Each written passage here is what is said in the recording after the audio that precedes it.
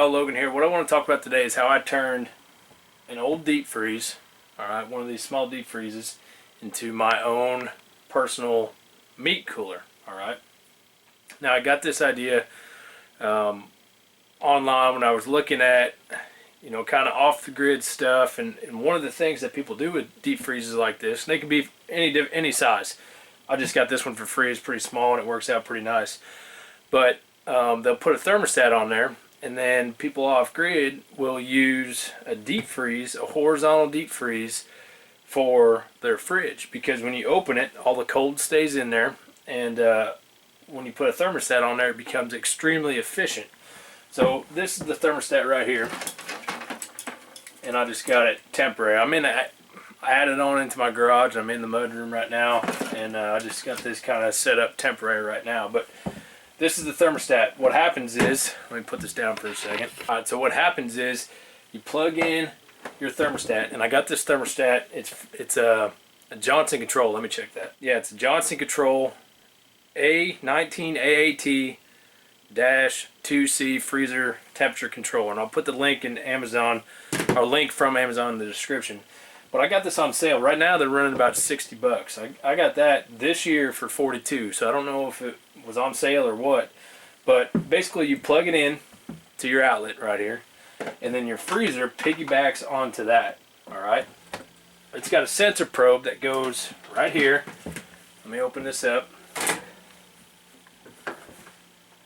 and it goes into my freezer just like that. All right. And I don't like it to touch the wall, because the wall kind of gets a lot colder than what the ambient temperature is. But it's on a really small copper wire. All right. So it senses that and sends it back to the thermostat, and the thermostat's got a dial on it. But I'll set it up to where this is kind of just hanging out in the middle there, and it'll read the ambient temperature. And I also purchased a freezer thermometer. This is like $5 from Amazon. You can find them anywhere. I actually got this one from a hardware store.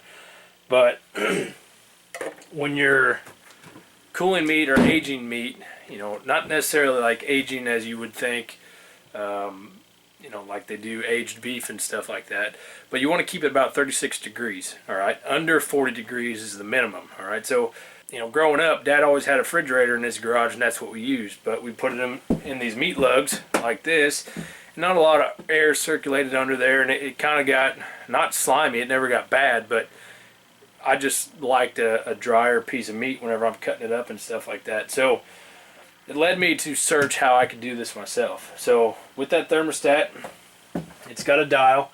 Now I have this set on like 34 degrees on this dial here. You see, you just turn this and then it reads that temperature. See there, it just shut off, and it's at like 38, and that temperature in there was right about 39 degrees. So there were some reviews saying that this thermostat was a little off, so I didn't trust just that thermostat. That's why I bought the thermometer in there, just to give me extra assurance that I was running it at 36 degrees. And like I said, anywhere above freezing to about 40 degrees, 36 is the ideal temperature, and that's where I was keeping this at.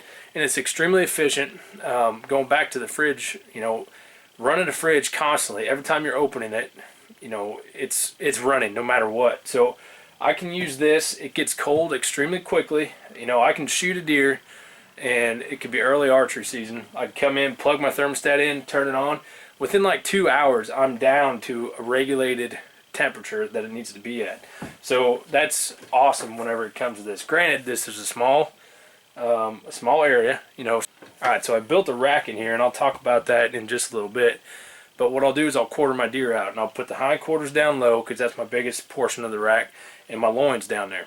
And I use these closet rack pieces, and I cut them to size.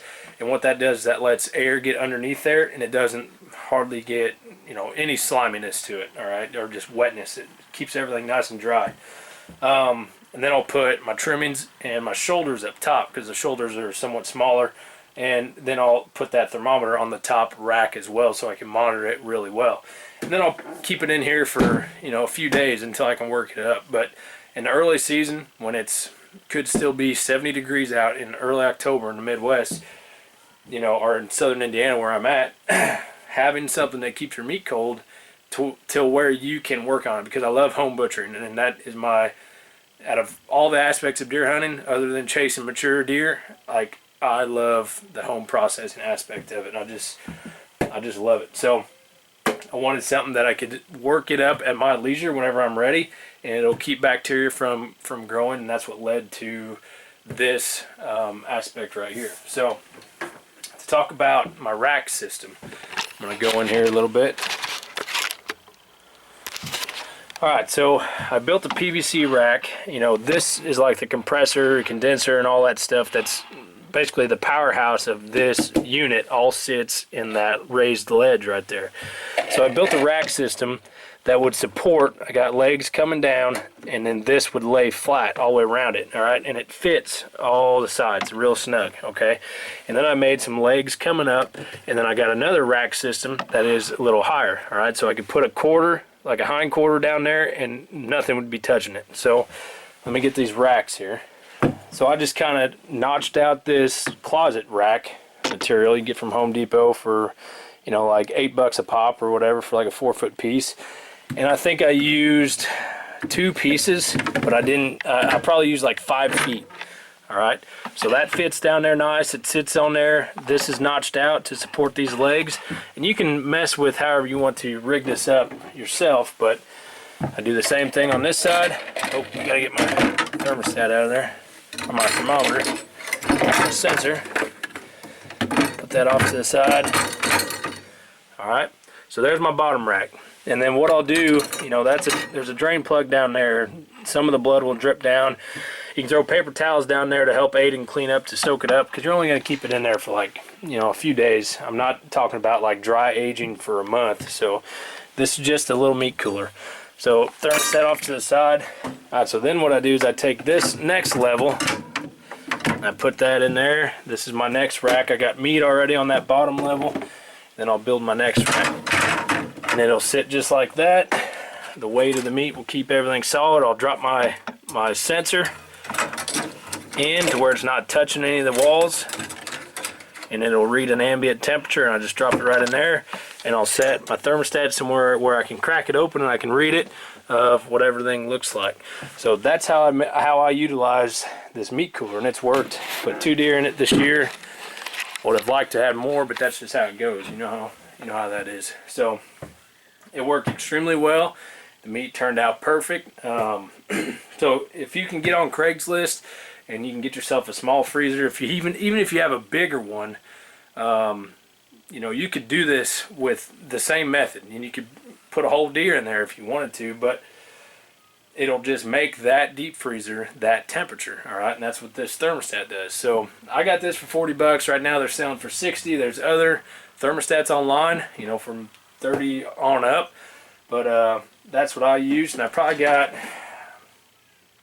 $25 to $30 of material inside there. Alright, so all in all, if you have access to a deep freeze and you have some extra money where you can piece that stuff together, you can make yourself a homemade meat cooler, and you can be home processing all year round. If you're doing the homesteading thing, or if you're just a hunter, you can use that in that situation. So I hope y'all liked the video, and thank you for support, and hope you give it a like and a share, and I'll catch you in a bit.